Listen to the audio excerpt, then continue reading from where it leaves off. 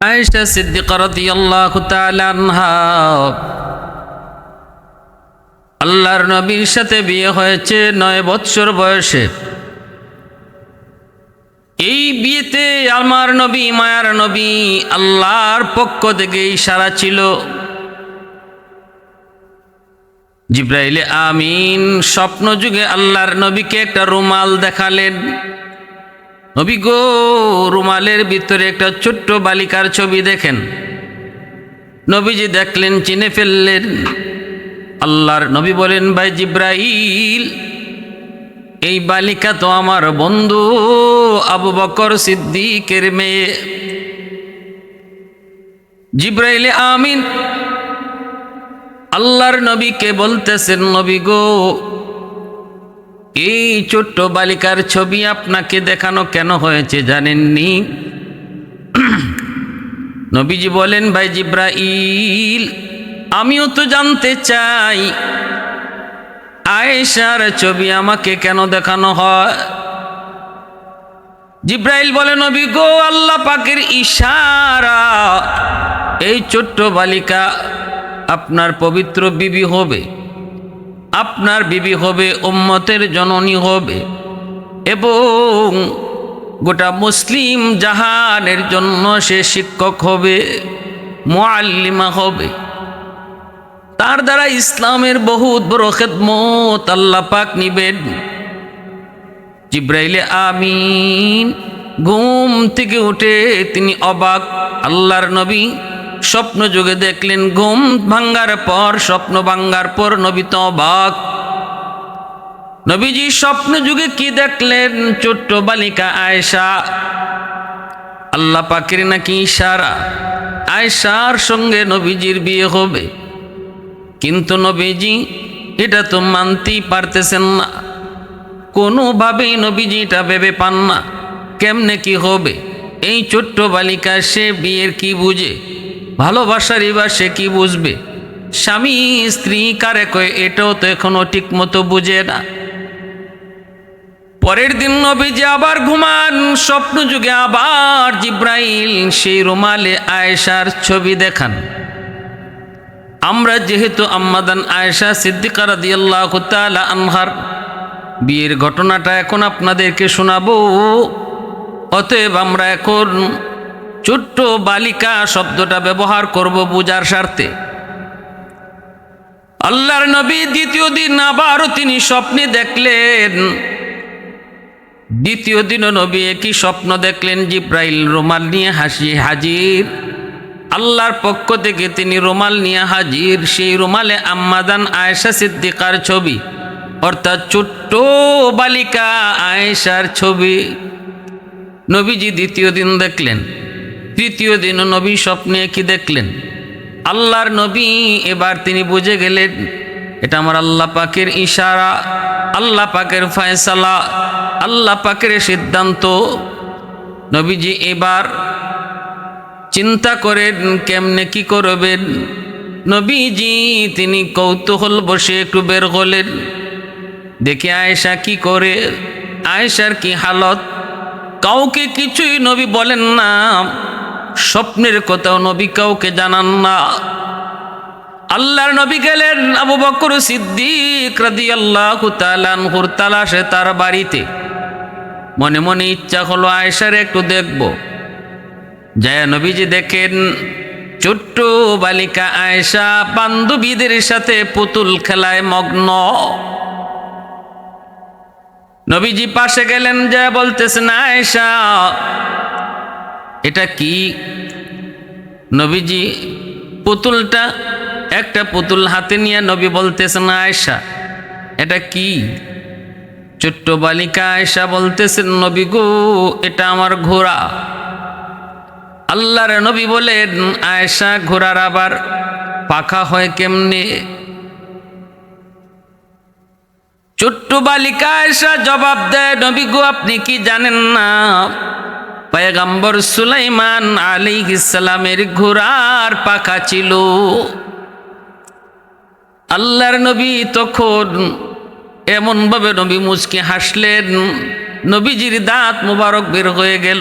পরবর্তীতে আম্মা জান তিনি নিজেই এই কথাটা বর্ণনা করেছেন।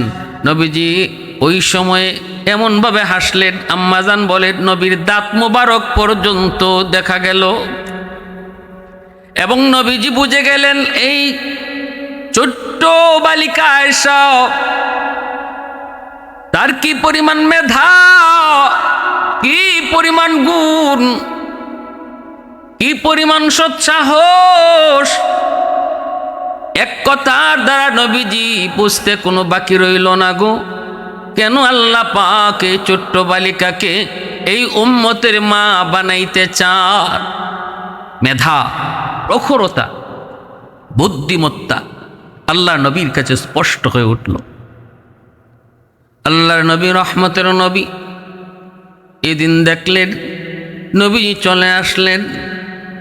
আল্লাহর নবী এবার ভাবতেছেন কেমন করে তিনি বিয়ের প্রস্তাব দিবেন, কার মাধ্যমে দিবেন।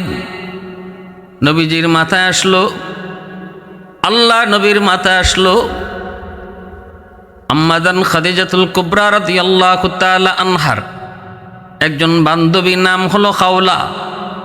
হযরত খাওলা রাদিয়াল্লাহু তাআলা আনহা আম্মাজান খাদিজাতুল কুবরা রাদিয়াল্লাহু তাআলা আনহার বান্ধবী।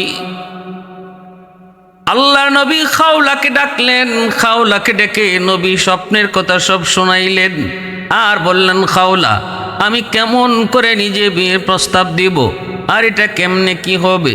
আয়েশা তো এখনো বিয়ের কিছুই বুঝে না, অথচ আমার আল্লাহ পাকের মানসা, আল্লাহ পাকের ইচ্ছা আয়েশার জন্য যেন আমি বিয়ের প্রস্তাব দেই। জিব্রাইল আমাকে পরপর 3 দিন রুমালের মধ্যে আয়েশার ছবি দেখাইছেন। ও খাওলা, তুমি আমার পক্ষ থেকে আবু বকরের স্ত্রী আয়েশার মা উম্মে রুমানের কাছে যায় বিয়ের প্রস্তাবটা তুমি পাঠাও। আবু বকরের কাছেও আমার পক্ষ থেকে বিয়ের প্রস্তাব পাঠাও। খাওলা তিনি গেলেন সিদ্দিক আকবর রাদিয়াল্লাহু তাআলা আনহুর বাড়িতে। যায় তিনি সিদ্দিক আকবরকে পেলেন না, কিন্তু ওনার বিবি সাহেবকে তিনি বাড়িতে পাইলেন। সালাম দিয়া বসলেন, কথা বললেন। এরপরেই তিনি বলতেছেন, ও উম্মে রুমান, আমি একটা প্রস্তাব নিয়ে এসেছি। কিসের প্রস্তাব? কই বিয়ের প্রস্তাব। কার জন্য? তো কই তোমার ছোট্ট মেয়ে আয়েশার জন্য। উম্মে রুমান কয়, খাওলা কার পক্ষ থেকে বিয়ের প্রস্তাব গো? তখনই তিনি বলেন, আল্লাহর নবী, দয়ার নবী, দু জাহানের বাদশাহ রাহমাতুল লিল আলামিনের পক্ষ থেকে। তবে শুনো শুনো উম্মে রুমান, এই সিদ্ধান্তটা কিন্তু জমিনে নয়। আয়েশার সাথে নবীর বিয়ের সিদ্ধান্তটা হয়েছে আসমানে। একদিন নয়, পরপর 3 দিন আল্লাহ জিব্রাইলকে পাঠায়া আয়েশার ছবি রুমালের মাধ্যমে নবীরে দেখাইছেন। এটা আল্লাহর সিদ্ধান্ত। এবার তুমি বলো। বলা মাত্রই উম্মে রুমান তিনি সেজদায় পড়ে আল্লাহর শুকরিয়া আদায় করেন। এ তো আমার জন্য খুশনসিব, আমার জন্য খুশনসিব। এখান থেকেই পরিষ্কার বুঝে আসে তৎকালীন সময়ে ছোট্ট মেয়েদের বিয়ে শাদী তাদের সামাজিক রুসুমে রেওয়াজের মধ্যে স্বাভাবিক ঘটনা ছিল। আমাদের সমাজের মতো যদি হইতো তাহলে মার আসমান ভাঙ্গিয়া মাথাত পড়তো। কইতো এটা কেমন কথা, আমার ছোট্ট মেয়ে এখনো তো বিয়ের কিছুই বোঝে না, কোন বিবেকে তুমি বিয়ের প্রস্তাব দিয়েছো। কিন্তু না না, ওই সময়টাতে ছোট্ট মেয়েদের বিবাহ শাদী তাদের সমাজে প্রচলন ছিল, যার কারণে তিনি অবাক হন নাই, বরং শুকরিয়া আদায় করে আল্লাহর কুদরতি কদমে সেজদায় পড়লেন। শুধু তাই নয় গো, আমার নবী, রহমতের নবী আম্মাজান আয়েশা সিদ্দিকা রাদিয়াল্লাহু তাআলা আনহার বয়স যখন 9 বছর তখন বিয়ে করলেন। আবু জাহেল নবীকে কত অপবাদ দেখ, নবীর বিরুদ্ধে কিভাবে লাগলো। মুনাফিকের দল নবীর বিরুদ্ধে কত চেষ্টা করলো নবীর চরিত্রে কলঙ্ক দেওয়ার জন্য, আল্লাহর নবীকে মানুষের কাছে হেয় করার জন্য, ছোট করার জন্য। আল্লাহর নবীর বিরুদ্ধে কত কথাই না ওরা বলেছে, কিন্তু কোনো কিতাবে এমন কোনো কথা পাওয়া যায় না আবু জাহেল মক্কার কাফির বেদিন বেঈমানরা নবী কম বয়সে বিয়ে করেছেন আম্মাজান আয়েশাকে, এই নিয়ে তারা কোনো কটাক্ষ করেছে, মন্দ বলেছে, নবীর সমালোচনা করেছে, এমন কোনো একটা নজির কোথাও খুঁজে পাওয়া যায় না। ভালো করে বুঝবেন যে মানুষগুলো আমার নবীকে একদম মাটিতে দাবায় দেওয়ার জন্য জানে প্রাণে চেষ্টা করেছে। যদি এই রসুলের আম্মাজানকে কম বয়সে বিয়ে করাটা তাদের সমাজে এটা দূষণীয় হতো, তাহলে সবার আগে তারা আল্লাহর নবীর বিরুদ্ধে এই কথাটাই সমাজে অপপ্রচার চালাইতো যে মুহাম্মদ দেখছো কেমন, এই ছোট্ট বালিকা আয়েশা পুতুল খেলা খেলে তারে বিয়ে করে ফেলছে। আমাদের সমাজের যে সমস্ত নাস্তিকগুলি তসলিমা মার্কা, যারা আজকে রসুলের এই বিয়েটি আল্লাহর নবীর মন্দ বলে, তাদের বুঝার স্বার্থে বলছি, একটু বিবেক খাটান, সুকে কথা কয়েন না, একটু বিবেক খাটায় কথা বলে, একটু নিজের বিবেককে জিগান। মুনাফিক সর্দার আব্দুল্লাহ বিন উবাই সে কি নবীজির এই বিষয়টা ছেড়ে দিত যদি তাদের কাছে এটা দূষণীয় হইতো? কই, তারা তো এই কথা বলছে মোহাম্মদ আমাদের বাপদাদার ধর্ম মানে না, মোহাম্মদ বাপ বেটা ঝগড়া লাগায়, মোহাম্মদ বাইয়ে বাইয়ে ঝগড়া লাগায়, মোহাম্মদের কাছে কেউ যেও না, মোহাম্মদ এই ভালো জন্য কয় নবীর জন্য। সিদ্দিক আকবর এই কথা শোনার পর তিনিও আল্লাহ পাকের কুদরতি কদমে শুকরিয়াতান সেজদায় পড়ে গেলেন। আবু বকর সিদ্দিক বলে, খাওলা মনে মনে এমন কত ইচ্ছা ছিল গো, নবীজির সঙ্গে আমার একটা সম্পর্ক করব, একটা আত্মীয়তার সম্পর্ক করব, আমার মনে মনে অনেক আশা ছিল। আল্লাহ পাক আমার মনের আশাটা মনে হয় পূরণ করেছে। কিন্তু খাওলা একটা বিষয় আমার জানতে মন চায়, নবী তো আমাকে ভাই ডাকেন, আল্লাহর নবী তো আমার সম্পর্কে ভাই, অতএব আয়েশা তো নবীজির বাতিজি, এই বিষয়টা কিভাবে কেমনে কি হবে, চাচা বাতিজির মধ্যে বিয়ে হয় কি হয় না, এই বিষয়টা আমার ক্লিয়ার নয়। খাওলা নবীর কাছে জানতে চাইলেন।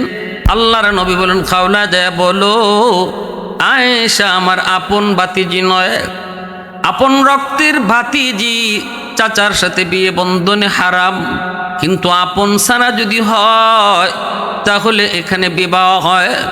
এজন্য ভালো করে বুঝবেন শরীয়তের মাসালা।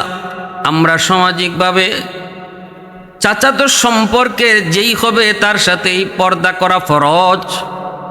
আমার শাস্তলি চাচা, আমার চাস্তলি মামা, চাচাতো দাদা, চাচাতো নানা, এগুলা শরীয়তে এলাও না, নট এলাও, এগুলো এলাও না। একমাত্র আপন ভাই ছাড়া কোনো চাচাতো ভাই, মামাতো ভাই, খালাতো ভাই কেউ এলাও না। সবার সাথে বিবাহ বন্ধনে আবদ্ধ হওয়া হালাল, অতএব তার সাথে পর্দা করাও ফরজ। আল্লাহ নবী পরিষ্কার জানাই দিয়েছেন, আবু বকর আমার আপন ভাই না, আপন ভাই যদি হইতো তাহলে আয়েশা হতো আমার আপন ভাতিজি, যেহেতু আপন ভাই না অতএব তার সাথে বিবাহ হালাল, বিবাহ বৈধ, বিবাহ জায়েজ।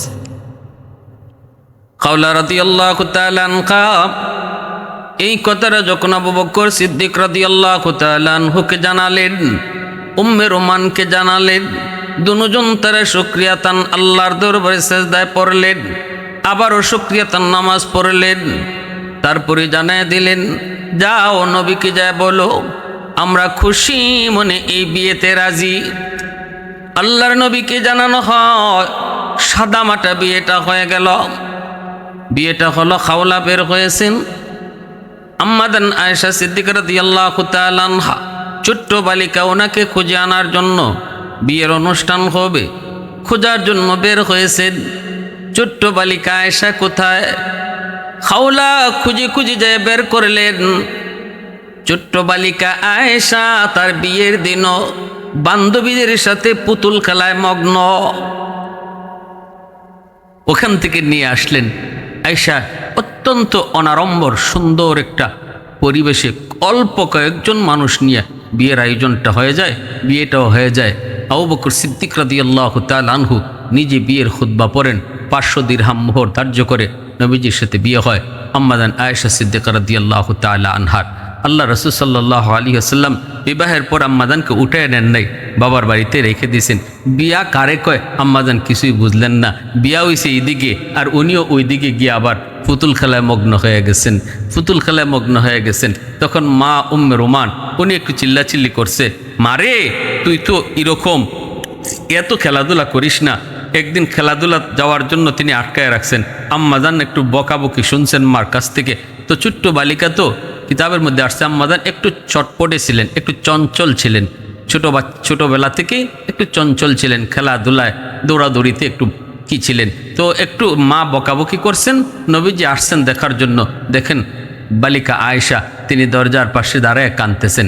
আল্লাহ রসুল সাল্লাল্লাহু আলাইহি ওয়াসাল্লাম আয়েশা বলতেছেন, মা আমি না আপনাকে বলেছি আয়েশাকে কিছু বলবেন না, আপনি আয়েশারে ধমক দিলেন কেন? আয়েশা কেন কাঁদে?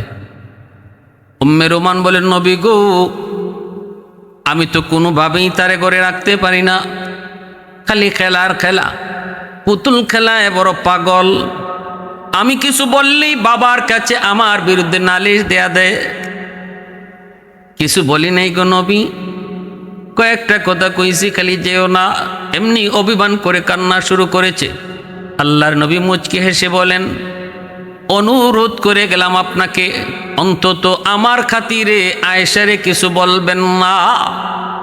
খেলতে মন চায় খেলার সুযোগ দিবেন। এভাবেই আল্লাহ রসুল সাল্লাল্লাহু আলাইহি ওয়াসাল্লাম একসময় হিজরতের আদেশ পেয়ে গেলেন। রসুল করিম সাল্লাল্লাহু আলাইহি ওয়াসাল্লাম মক্কা থেকে মদিনায় হিজরত করবেন। আবু বকর সিদ্দিক রাদিয়াল্লাহু তাআলা আনহুকে নিয়ে আল্লাহ রসুল প্রস্তুত হলেন। রসুল রেডি হয়ে গেলেন, গারে সুরে অবস্থান করলেন 3 দিন 3 রাত। আল্লাহ রসুল সেখান থেকে মদিনায় রওনা দিলেন। নবীজি মদিনায় চলে আসছেন। আল্লাহ নবী মদিনায় আসার পর আবু বকর সিদ্দিক রাদিয়াল্লাহু তাআলা আনহু সহ তার পরিবার সবাইকে আবার মদিনায় নিয়ে আসছেন। হযরত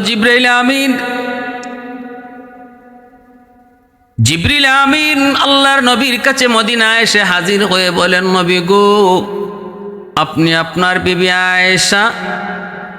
আপনার বিবি আয়েশাকে গড়ে তুলেন। আল্লাহর নবী তিনিও মনে মনে ভাবতেছেন আম্মাজানকে ঘরে উঠাইবেন, নিজের গড়ে তুলবেন। আবু বকর সিদ্দিক রাদিয়াল্লাহু তাআলা আনহুর সাথে পরামর্শ করেন। সিদ্দিক বলেন, নবী গো আমিও তো চাই আয়েশা আপনার ঘরে যাক। নবী বলে, সিদ্দিক আমি তো চাই কিন্তু আমি মোহর দিমু কেমন করে গো? 500 দিরহাম মোহর দিমু কোত্থেকে? সিদ্দিক আকবর রাদিয়াল্লাহু তাআলা আনহু সাথে সাথে তিনি ঘরে চলে গেলেন। 500 দিরহাম নবীকে হাদিয়া দিলেন। আল্লাহর নবী এই হাদিয়াটাই আম্মাজানের মোহর হিসাবে আবার দিয়ে দিলেন। এরপরে নবীজি আম্মাজানকে নিজের ঘরে উঠাইলেন। এবার আম্মাজানের পক্ষ থেকে অনেকগুলি রওয়ায়াত বর্ণিত হয়েছে, অনেকগুলি বর্ণনা নবীজির সাথে তার ঘর সংসার কেমন ছিল, মহব্বত কেমন ছিল।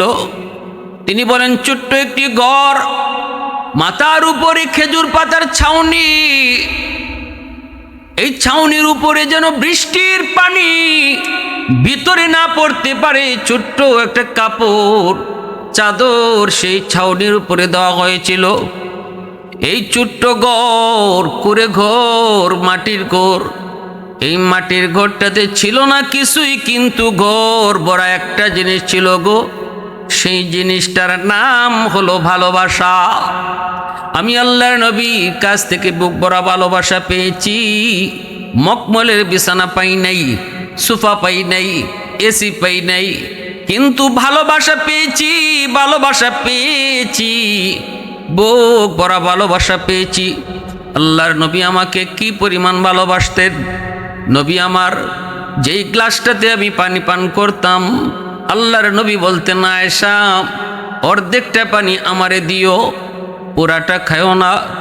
অর্ধেক পানি যখন আমি নবীকে দিতাম, আল্লাহর নবী এই আমার খাওয়া পানিটা তিনি খাইতেন, কিন্তু খাওয়ার সময়ও আমার ঠোঁটটা যেই জায়গায় লাগায় আমি পান করেছি, গ্লাসের ওই জায়গাটাতেই নবীজি নিজের ঠোঁট লাগায়া পানি পান করতেন। আর আমার দিকে মুচকি হেসে নবী হাসতেন। শুধু তাই নয়, গোশত খেয়েছি। নবীজি বলে, আয়েশা হাড্ডির গোশতটা সব চাবায় খেও না, আমাকে কিছু দিও। আমি যদি হাড্ডির গোশত নবীকে দিতাম, মায়ার নবী আমি যেখানে লাগে দাঁত লাগায় কামড় দিয়েছি ওই জায়গাটাতে তিনি কামড়ায় গোশত খাইতেন। আর মহব্বত তিনি বুঝাইতেন, ভালোবাসা তিনি বুঝাইতেন। আমিও আল্লাহর নবীকে আমার জানের চেয়েও বেশি মহব্বত করতাম। ভালোবাসা ছিল কি পরিমাণ মধুর সম্পর্ক ছিল।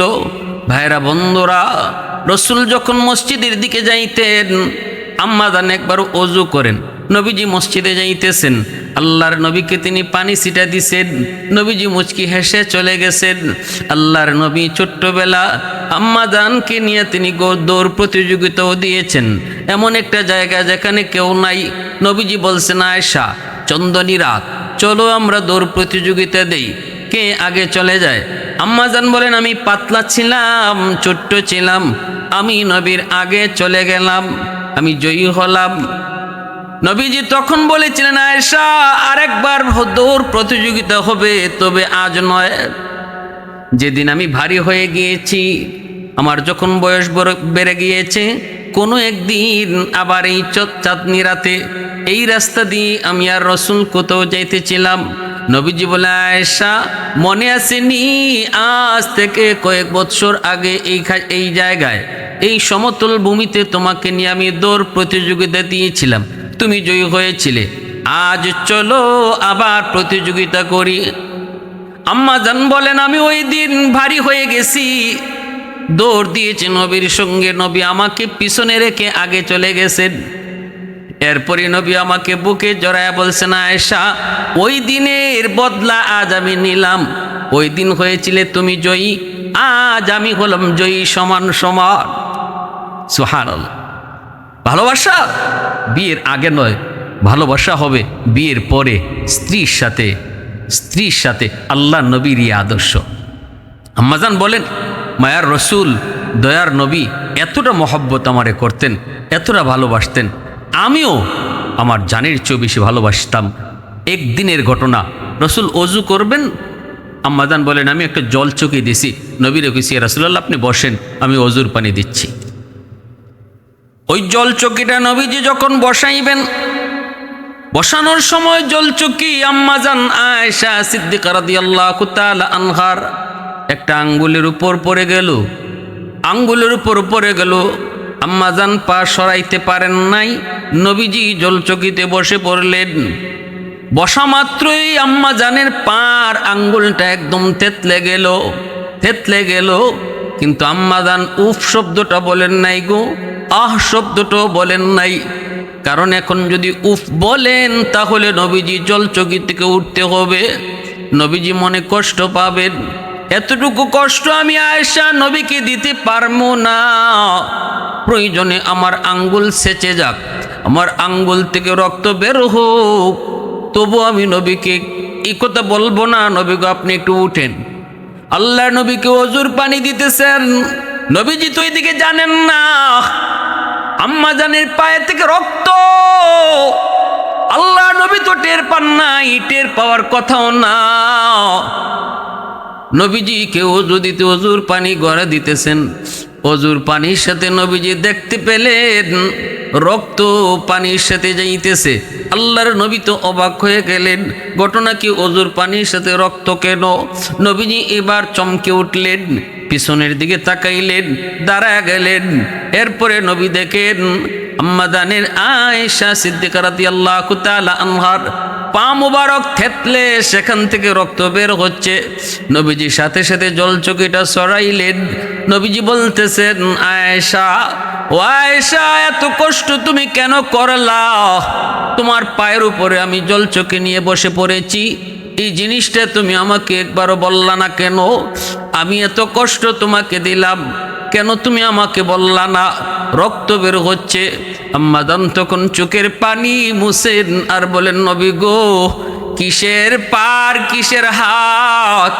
আমি আয়েশার কলিজার মধ্যেও যদি আপনার জল চকি বসতো আর আমার কলিজা ছিদ্র হয়ে যেত, তবু আমি আপনাকে উঠেন গো নবী এই কথা বলে কষ্ট দিতাম না। अल्लाहु अकबर। मोहब्बत काके बोले? उल्फत में तेरी वैसे ने दंदान को तूरा, बू बकर उमर नक्श कदम तेरा न छूरा। उल्फत में तेरी वैसे ने दंदान को तूरा, बू बकर उमर नक्श कदम तेरा न छूरा। आयुशाक नबी वाकियस रार मदीना, सुल्तान का सुल्तान है सुल्तान मदीना। सरकार का सरकार है सरकार मदीना, गुलजार का गुलजार है गुलजार मदीना। अल्लाह ने मक्का ही में ये काबा बनाया, इस काबा का काबा तेरी मरकद को बनाया। ऐसा लम्हा जी चले जा राह मदीना, सुल्तान का सुल्तान है सुल्तान मदीना। सरकार का सरकार है सरकार मदीना, गुलजार का गुलजार है गुलजार मदीना। আম্মাজান বলেন এতটা মহব্বত আমার অন্তরেও ছিল নবীজির প্রতি, দুজনের ভালোবাসায় ছিল ঘরটা ভরপুর। তারপরেও রসুল আমার সাথে লেপের নিচে শুয়ে আছেন। আল্লাহর রসুল বলেন, আয়েশা আমার ঠান্ডা লাগতেছে, তুমি আমাকে একটু উষ্ণতা দাও। আমি আল্লাহর নবীকে নিয়ে লেপের নিচে খাতার নিচে শুয়ে আছি, রসুলের ঠান্ডার সময় রসুলকে উষ্ণতা দিচ্ছি। ওই অবস্থায় আল্লাহর নবী হঠাৎ করে আমার ঘুম ভাঙলো, আমি দেখি নবী আমার পাশে নাই। আমি ঘুম থেকে উঠলাম, তাকায় দেখি আমার পাশেই আল্লাহর নবী সাজদায় পড়ে আল্লাহর কাছে কান্দেন। আম্মাজান বলেন, আমি এমন একদিন নয় গো, বহুদিন আমি পেয়েছি রসুল আমার পাশে শুয়ে আছেন, কিন্তু রাত যখন গভীর হতো আমি আয়েশা শুধু নয় দুনিয়ার সব মায়া মহব্বতকে পিছনে ফালায়া সেই মালিকের ভালোবাসাকে প্রাধান্য দিয়া নবী সেজদায় পড়ে যেতে। এত সুন্দর রূপসী একজন বিবি যাকে আল্লাহর নবী হুমায়রা বলে ডাকতেন, আল্লাহ নবী হুমায়রা বলে ডাকতেন। আল্লাহর নবীর বিবিদের 9 জন বিবির মধ্যে আম্মাজান আয়েশা সিদ্দিকা রাদিয়াল্লাহু তাআলা আনহা তিনি ছিলেন একমাত্র কুমারী, তিনি ছিলেন একমাত্র কুমারী, আর সবাই ছিলেন বিবাহিতা। এমন একজন কুমারী সুন্দরী বিবির পাশেও নবী শুইছেন। তারপরেও এমন একদিন 2 দিন নয়, আম্মাজান বলেন প্রায় দিন নবীজি আমার পাশ থেকে উঠে যেতেন মহব্বত এক অদৃশ্য ভালোবাসার টানে। কি সে অদৃশ্য ভালোবাসা, যে ভালোবাসার সামনে আমি আয়েশার ভালোবাসা কিছুই নয় গো।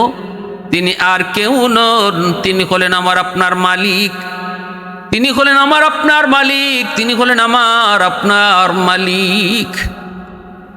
আলহামদুলিমান কদ্দারা খাইরান ওয়া খাবালা, আলহামদুলিমান কদ্দারা খাইরান ওয়া খাবালা, ওয়া শুকরু লিমান সাওয়ারা হুসনাও ওয়া জামালা। ফরদুন সামাদুন আন সিফাতিন খালকে বারিউন, রব্বুন আযালিয়ুন খালাকাল খালকা কামালা। মহব্বত আর ভালোবাসা একমাত্র কার জন্য? আল্লাহর জন্য।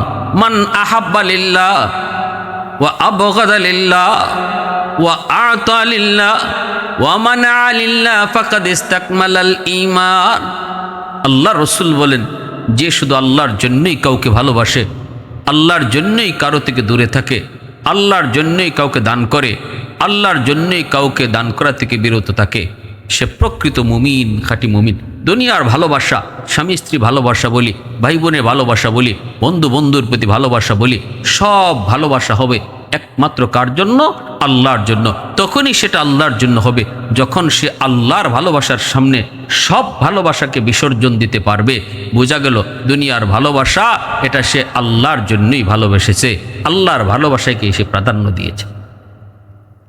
আম্মা জান আয়েশা সিদ্দিকা রাদিয়াল্লাহু তাআলা আনহা বলেন, আল্লাহর নবী রহমতের নবী একদিন আমার পাশে নাই।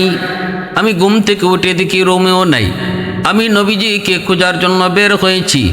আমি মনে মনে ভাবতেছিলাম নবী অন্য কারো বিবির ঘরে চলে গেছেন, কিন্তু না, খুঁজে খুঁজে আমি যে দেখলাম মদিনার পাশেই কবর জান্নাতুল বাকি, সেখানে নবীজি যায় কবরস্থানে যায় কাঁদতেছেন। আল্লাহর নবীর পিছনে দাঁড়ায় এই দৃশ্যটা দেখে আমি চুপি চুপি আবার চলে এসেছি। মনের ভিতরে আমার সন্দেহ ছিল নবীজি মনে হয় অন্য কোনো বিবির ঘরে চলে গেছেন। আল্লাহর নবী ঘরের ভিতরে ঢুকার আগে আগে আমি আবার বিছানায় শুয়ে পড়ছি, যেন নবী টের না পান আমি যে নবীকে ফলো করেছি, সন্দেহ করেছি, এটা যেন আল্লাহর নবী বুঝতে না পারেন। আমি বিছানায় শুয়ে পড়েছি, ঘুমের বান করেছি, কিন্তু নবীজি ঘরের ভিতরে ঢুইকা তিনি আমার ঘন ঘন শ্বাস এটা বুঝেই নবী টের পেয়ে গেছেন। নবী বলতেছেন, আয়েশা ঘটনা কি একটু কও, আয়েশা একটু বলো কি ব্যাপার।